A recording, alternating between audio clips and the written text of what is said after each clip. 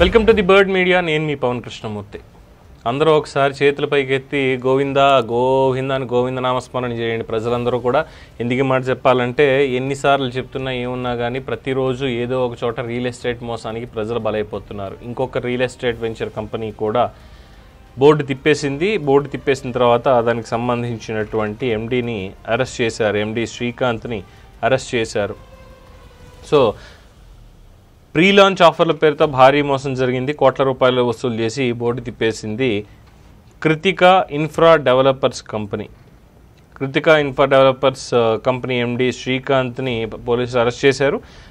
అలాగే 3 ప్రాజెక్టుల పేరుతో 100 కోట్ల రూపాయలు వసూలు చేశాడు అని ఎల్బీనగర్ పోలీస్ స్టేషన్ ముందు కూడా క్యూలో బాధితులు నించునున్నారు.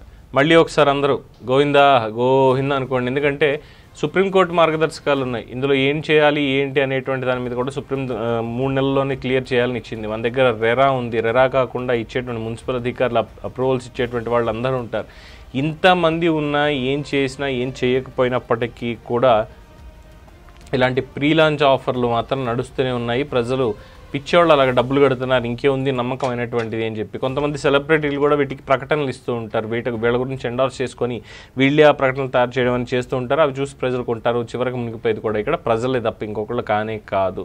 సో ఇప్పుడు ఆ ఎండీని అయితే అరెస్ట్ చేయగలిగారు. అరెస్ట్ చేసిన తర్వాత ఉన్నటువంటి పరిస్థితి ఏంటి అనేది ఒకసారి మనం ఆలోచించినట్టయితే ఖచ్చితంగా రియల్ ఎస్టేట్ కంపెనీలకు సంబంధించి రెరా కావచ్చు, హెచ్ఎండిఏ కావచ్చు కఠినంగా వ్యవహరించాలి. కఠినంగా వ్యవహరించి పూర్తి స్థాయిలో అసలు వాళ్ళ బ్యాక్గ్రౌండ్ ఏంటి, వెరిఫికేషన్ ఏంటి, ఇవన్నీ కూడా తెలుసుకోవాల్సినటువంటి అవసరం ఉంది. ఇలాగా ఇంకొకళ్ళకి జరగకూడదు అనేటువంటి ఉద్దేశం ఉంటే ప్రభుత్వాలు సరైనటువంటి రీతిలో పనిచేయాల్సి ఉంటుంది అనేది చెప్పదగినటువంటి ఒక అంశం. కానీ ప్రజలకి ముందుగా ఇంకొక పాయింట్ చాలా జాగరూకతతో ఉండాలండి. ఏదైనా కంపెనీ వస్తుంది, ప్రీ లాంచ్ ఆఫర్స్ పెడుతున్నాడు, ఈరోజు 25 లక్షలకే 3 బెడ్రూమ్ వచ్చేస్తుంది, 3 ఏళ్లనో 5 ఏళ్లనో కట్టిస్తాడు, అప్పటి వరకు మనం కట్టుకుంటా వెళ్ళడమే, లోన్ తీసుకుని ఇంకోటి అనుకుంటే లోనోడు వచ్చి దాన్ని తీసుకెళ్ళిపోతాడు, మళ్ళీ మనం రోడ్డు మీదకే తప్ప ఇంకొకటి రాలేము. అలాగే ప్రభుత్వం కూడా ఈ రియల్ ఎస్టేట్ కంపెనీలకు సంబంధించి పూర్తి స్థాయి డీటెయిల్స్, ఎండీలు ఎవరు, వాళ్ళకు ఉండేటువంటి ఉద్దేశాలు ఏంటి, అలాగే వాళ్ళకు ఉన్నటువంటి ఆస్తులు ఎంత, వాళ్ళ అనుచరుల గణం ఎంత, వీళ్ళందరిది కూడా డేటా కలెక్ట్ చేసుకుని దగ్గర పెట్టుకోవాలి. అప్పుడే ఇందులో అసలైనటువంటి నిందితులు బయటకు వచ్చేటువంటి పరిస్థితులు ఉంటుంది. సో కృతికా ఇన్ఫ్రా వాళ్ళు బోర్డు తిప్పేశారు. మొత్తానికి ప్రజలైతే హాహాకారాలు చేస్తున్నారు. మరి రికవరీ అనేది ఏమైనా చేసి వాళ్ళకి ఇచ్చేటువంటి అవకాశం ఉందా లేదా వెయిట్ చేయాల్సిందే. చాలా జాగ్రత్తగా ఉండండి రియల్ ఎస్టేట్ మోసాలతోటి. దీని మీద మీ అభిప్రాయాన్ని కామెంట్స్ రూపంలో తెలియజేయండి. చూస్తూనే ఉండండి ది బర్డ్ మీడియా.